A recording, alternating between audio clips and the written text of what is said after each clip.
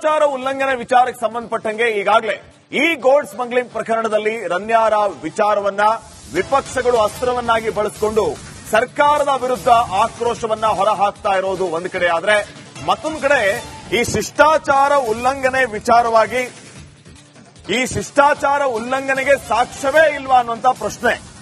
ರನ್ಯಾ ಬೆಂಬಲಕ್ಕೆ ರಾಜ್ಯ ಸರ್ಕಾರ ನಿಂತಿತ ಅನ್ನುವಂತಹದ್ದು ಸರ್ಕಾರಕ್ಕೆ ಬರೋಬ್ಬರಿ 230 ಪುಟಗಳ ತನಿಖಾ ವರದಿ ಸಲ್ಲಿಸಲಾಗಿದೆ.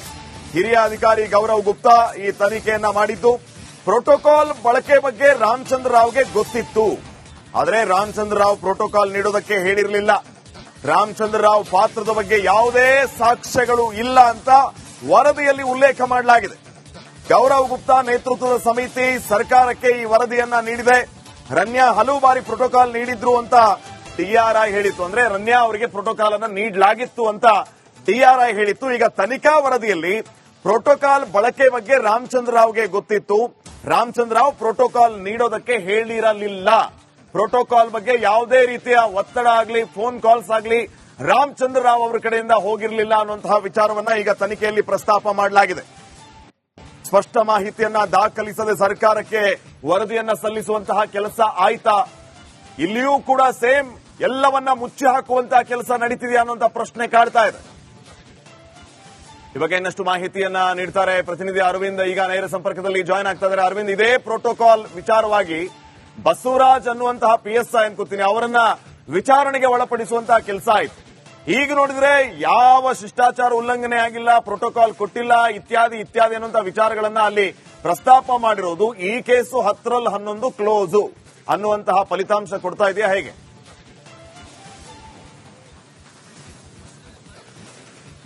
ಎಸ್ ನಿಕೇಶ್, ಈ ಒಂದು ಗೋಲ್ಡ್ ಸ್ಮಗ್ಲಿಂಗ್ ಕೇಸ್ನಲ್ಲಿ ನಟಿ ರನ್ಯಾರಾವ್ ಬಂಧನಕ್ಕೊಳಗಾಗಿದ್ರು.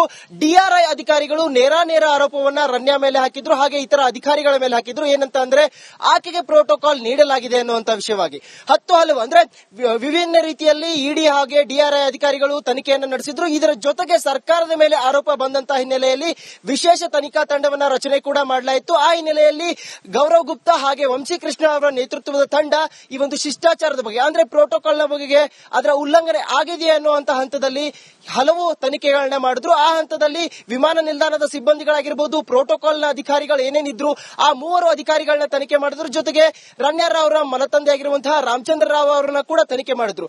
ಈ ಸಂಪೂರ್ಣ ವರದಿಯನ್ನ ಸರ್ಕಾರ ಅವರಿಗೆ ವರದಿಯನ್ನ ಸಲ್ಲಿಕೆ ಮಾಡಬೇಕು ಅನ್ನುವಂತ ಆದೇಶ ಕೂಡ ಮಾಡಿತ್ತು. ಆ ಹಂತದಲ್ಲಿ 230 ಪುಟಗಳ ಒಂದು ವರದಿಯನ್ನ ಈ ಒಂದು ಪ್ರೋಟೋಕಾಲ್ ಉಲ್ಲಂಘನೆ ಆಗಿದೆ ಅನ್ನುವಂತಹ ವರದಿಯನ್ನ ನೀಡಿದ್ದಾರೆ. ಆ ವರದಿಯ ಒಂದು ಅಂಶಗಳನ್ನ ನೋಡೋದಾದ್ರೆ ಈ ಒಂದು ವರದಿಯಲ್ಲಿ ರನ್ಯಾರಾವ್ ಪ್ರೋಟೋಕಾಲ್ನ ಉಲ್ಲಂಘನೆ ಮಾಡಿದ್ದಾರೆ. ಅದರ ಜೊತೆಗೆ ಸಿಸಿಟಿವಿ ಕ್ಯಾಮೆರಾಗಳಲ್ಲಿ ಆಕೆ ಆ ಒಂದು ಉಲ್ಲಂಘನೆ ಮಾಡಿದ್ದಾರೆ ಅನ್ನುವಂತಹ ಕಂಪ್ಲೀಟ್ ಮಾಹಿತಿ ಇದೆ ಅನ್ನುವಂತಹ ಒಂದು ಅಂಶಗಳನ್ನ ಈ ವರದಿಯಲ್ಲಿ ಉಲ್ಲೇಖ ಆಗಿದೆ. ಜೊತೆಗೆ ರಾಮಚಂದ್ರ ರಾವ್ ಅವರು ಯಾವುದೇ ರೀತಿಯಾದಂತಹ ಪ್ರೋಟೋಕಾಲ್ ನೀಡಬೇಕು ಅನ್ನುವಂತಹ ಒಂದು ಮಾಹಿತಿಯನ್ನ ಪ್ರೋಟೋಕಾಲ್ ಸಿಬ್ಬಂದಿಗಳಿಗೆ ತಿಳಿಸಿದ್ರು ಅನ್ನುವಂತಹ ಅಂಶ ಏನಿತ್ತು ಅದು ಇಲ್ಲ ಅನ್ನುವಂಥದ್ದು. ಅಂದ್ರೆ ರಾಮಚಂದ್ರ ರಾವ್ ಯಾವುದೇ ರೀತಿಯಾಗಿ ಆಕೆಗೆ ಪ್ರೋಟೋಕಾಲ್ ಕೊಡಿ ಅನ್ನುವಂತಹ ಮಾತನ್ನ ಈ ಹಿಂದೆ ಹೇಳಿರಲಿಲ್ಲ ಅನ್ನುವಂತಹ ಅಂಶ ಕೂಡ ಆ ಒಂದು ವರದಿಯಲ್ಲಿ ಉಲ್ಲೇಖ ಆಗಿರುವಂತದ್ದು. ಜೊತೆಗೆ ಇನ್ನಿತರ ಅಂದ್ರೆ ಈ 3 ಅಧಿಕಾರಿಗಳನ್ನ ಏನವರು ವಿಚಾರಣೆ ಮಾಡಿದ್ರು ಆ ಸಂಪೂರ್ಣವಾದಂತಹ ಮಾಹಿತಿ ಹಾಗೆ ರನ್ಯಾರಾವ್ ಜೊತೆಗೆ ಮತ್ತೆ ಯಾರ್ಯಾರು ಆ ಒಂದು ಪ್ರೋಟೋಕಾಲ್ ನ ಬಳಕೆ ಮಾಡಿಕೊಂಡಿದ್ರು ಅದರ ಉಲ್ಲಂಘನೆ ಮಾಡಿದ್ರು ಈ ಸಂಪೂರ್ಣವಾದಂತಹ ಮಾಹಿತಿಯನ್ನ 230 ಪುಟಗಳ ಸಮೇತ ಸರ್ಕಾರದ ಮುಖ್ಯ ಕಾರ್ಯದರ್ಶಿ ಅವರಿಗೆ ಈ ಒಂದು ವರದಿಯನ್ನ ಸಲ್ಲಿಕೆ ಮಾಡಲಾಗಿದೆ. Shripad, okay, thank you Arun. ಮಾಹಿತಿ ಶಿಷ್ಟಾಚಾರ ಉಲ್ಲಂಘನೆ ವಿಚಾರಕ್ಕೆ ಸಂಬಂಧಪಟ್ಟಂಗೆ ಈಗಾಗಲೇ ಈ ಗೋಲ್ಡ್ ಸ್ಮಗ್ಲಿಂಗ್ ಪ್ರಕರಣದಲ್ಲಿ ರನ್ಯಾರಾವ್ ವಿಚಾರವನ್ನ ವಿಪಕ್ಷಗಳು ಅಸ್ತ್ರವನ್ನಾಗಿ ಬಳಸಿಕೊಂಡು ಸರ್ಕಾರದ ವಿರುದ್ಧ ಆಕ್ರೋಶವನ್ನ ಹೊರಹಾಕ್ತಾ ಇರೋದು ಒಂದು ಕಡೆ ಆದ್ರೆ ಮತ್ತೊಂದು ಕಡೆ ಈ ಶಿಷ್ಟಾಚಾರ ಉಲ್ಲಂಘನೆ ವಿಚಾರವಾಗಿ ಈ ಶಿಷ್ಟಾಚಾರ ಉಲ್ಲಂಘನೆಗೆ ಸಾಕ್ಷ್ಯವೇ ಇಲ್ವಾ ಅನ್ನುವಂತ ಪ್ರಶ್ನೆ.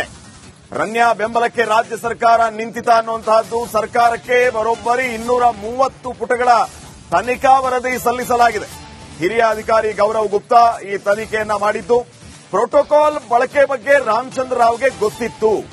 ಆದರೆ ರಾಮಚಂದ್ರ ರಾವ್ ಪ್ರೋಟೋಕಾಲ್ ನೀಡೋದಕ್ಕೆ ಹೇಳಿರಲಿಲ್ಲ. ರಾಮಚಂದ್ರ ರಾವ್ ಪಾತ್ರದ ಬಗ್ಗೆ ಯಾವುದೇ ಸಾಕ್ಷ್ಯಗಳು ಇಲ್ಲ ಅಂತ ವರದಿಯಲ್ಲಿ ಉಲ್ಲೇಖ ಮಾಡಲಾಗಿದೆ. ಗೌರವ್ ಗುಪ್ತಾ ನೇತೃತ್ವದ ಸಮಿತಿ ಸರ್ಕಾರಕ್ಕೆ ಈ ವರದಿಯನ್ನ ನೀಡಿದೆ. ರನ್ಯಾ ಹಲವು ಬಾರಿ ಪ್ರೋಟೋಕಾಲ್ ನೀಡಿದ್ರು ಅಂತ ಟಿಆರ್ಐ ಹೇಳಿತ್ತು. ಅಂದ್ರೆ ರನ್ಯಾ ಅವರಿಗೆ ಪ್ರೋಟೋಕಾಲ್ ಅನ್ನ ನೀಡಲಾಗಿತ್ತು ಅಂತ ಟಿಆರ್ಐ ಹೇಳಿತ್ತು. ಈಗ ತನಿಖಾ ವರದಿಯಲ್ಲಿ ಪ್ರೋಟೋಕಾಲ್ ಬಳಕೆ ಬಗ್ಗೆ ರಾಮಚಂದ್ರ ರಾವ್ಗೆ ಗೊತ್ತಿತ್ತು. ರಾಮಚಂದ್ರ ರಾವ್ ಪ್ರೋಟೋಕಾಲ್ ನೀಡೋದಕ್ಕೆ ಹೇಳಿರಲಿಲ್ಲ. ಪ್ರೋಟೋಕಾಲ್ ಬಗ್ಗೆ ಯಾವುದೇ ರೀತಿಯ ಒತ್ತಡ ಆಗಲಿ ಫೋನ್ ಕಾಲ್ಸ್ ಆಗಲಿ ರಾಮಚಂದ್ರ ರಾವ್ ಅವರ ಕಡೆಯಿಂದ ಹೋಗಿರಲಿಲ್ಲ ಅನ್ನುವಂತಹ ವಿಚಾರವನ್ನ ಈಗ ತನಿಖೆಯಲ್ಲಿ ಪ್ರಸ್ತಾಪ ಮಾಡಲಾಗಿದೆ. ಸ್ಪಷ್ಟ ಮಾಹಿತಿಯನ್ನ ದಾಖಲಿಸದೆ ಸರ್ಕಾರಕ್ಕೆ ವರದಿಯನ್ನ ಸಲ್ಲಿಸುವಂತಹ ಕೆಲಸ ಆಯ್ತಾ?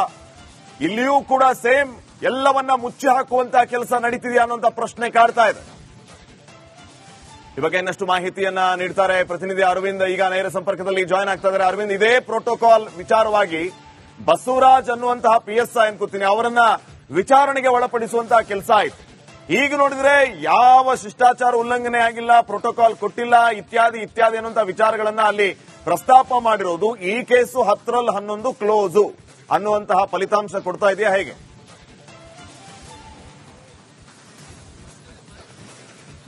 ಎಸ್ ನಿಕೇಶ್, ಈ ಒಂದು ಗೋಲ್ಡ್ ಸ್ಮಗ್ಲಿಂಗ್ ಕೇಸ್ನಲ್ಲಿ ನಟಿ ರನ್ಯಾ ರಾವ್ ಬಂಧನಕ್ಕೊಳಗಾಗಿದ್ರು.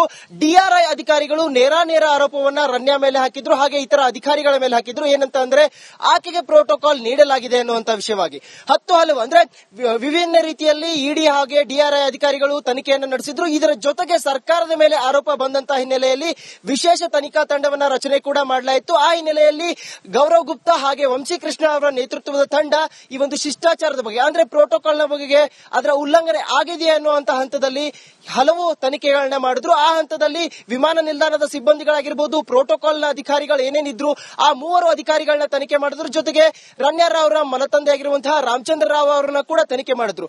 ಈ ಸಂಪೂರ್ಣ ವರದಿಯನ್ನ ಸರ್ಕಾರ ಅವರಿಗೆ ವರದಿಯನ್ನ ಸಲ್ಲಿಕೆ ಮಾಡಬೇಕು ಅನ್ನುವಂತ ಆದೇಶ ಕೂಡ ಮಾಡಿತ್ತು. ಆ ಹಂತದಲ್ಲಿ 230 ಪುಟಗಳ ಒಂದು ವರದಿಯನ್ನ ಈ ಒಂದು ಪ್ರೋಟೋಕಾಲ್ ಉಲ್ಲಂಘನೆ ಆಗಿದೆ ಅನ್ನುವಂತಹ ವರದಿಯನ್ನ ನೀಡಿದ್ದಾರೆ. ಆ ವರದಿಯ ಒಂದು ಅಂಶಗಳನ್ನ ನೋಡೋದಾದ್ರೆ ಈ ಒಂದು ವರದಿಯಲ್ಲಿ ರನ್ಯಾ ರಾವ್ ಪ್ರೋಟೋಕಾಲ್ನ ಉಲ್ಲಂಘನೆ ಮಾಡಿದ್ದಾರೆ.